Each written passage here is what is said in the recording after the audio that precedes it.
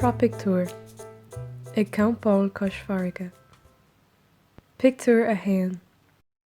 I pictiúr a haon, an dar lá is feithe de bheitheh atá ann. Don tae nach hódó a bhallart, is é seo lá deireanach na háirteiste.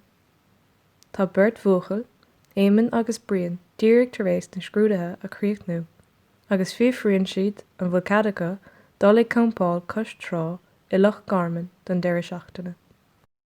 Measan mamaí gur smaoinemh maith é seo, agus go ndéanfadh sé maithas dóibh de rúd a dhéanamh ar uallach na háirteiste.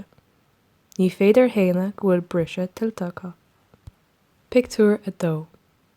Sriseann na buachaillí a gceann scríbe roimh bhean lé.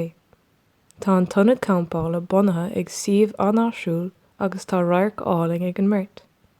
Is féidir le bád seoil a eicáil san áirige. Tá an ghrian ag scuilte na gcloch, fad is atá na buachaillí ag socrú an phobail. Tá siad lán sásta leis tois go bhfuil sé an-chompordach. Tá an bheirt ag buint tainmh as an tíirse tar éis an stadéir ar fad. Is faoisimh mór é. Pictiúr a trí. Le pictiúr a trí, tá éimeann agus brian ag gríon dathú Cois Trá. Tá siad ag tapú deise, mar is annamh a bhíonn lá códeas sin againn sa tír seo sa ghine. I bheatach na súl, tá an seall Farraige agus ritheann an bheirt I dro an phobail. Úsáid an brian a túála chun an leabhar a bhí á léamhaige a chosint ón máisteach. Pictiúr a ceathair. Farraige, nuair a thuiseann na buachaillí an phobail, tá sé leagathe ag an naigh. Tuigeann siad anois an seanachal, ní bhíonn in éon rud ach seall. Tá scamal dhubha ag bagairt os a gcionn, agus tá crann ag luaba de dheasca na gaotha. Tá na buachaillí ag grúachás ceart, agus fluc go crecinn mar bharr ar an donas. Pictiúr a chuaig.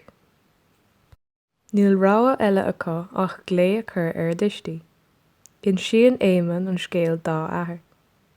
Tá athair éimeann an-chabhrach.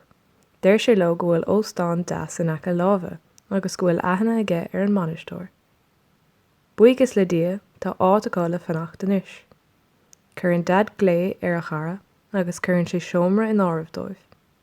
Tá dí má ortha faoin Campáil, ach tá an táló faoin óstán. Pictiúr a sé. Sa Pictiúr deireanach tá an bheirt suite chun bhord in óstán na faille.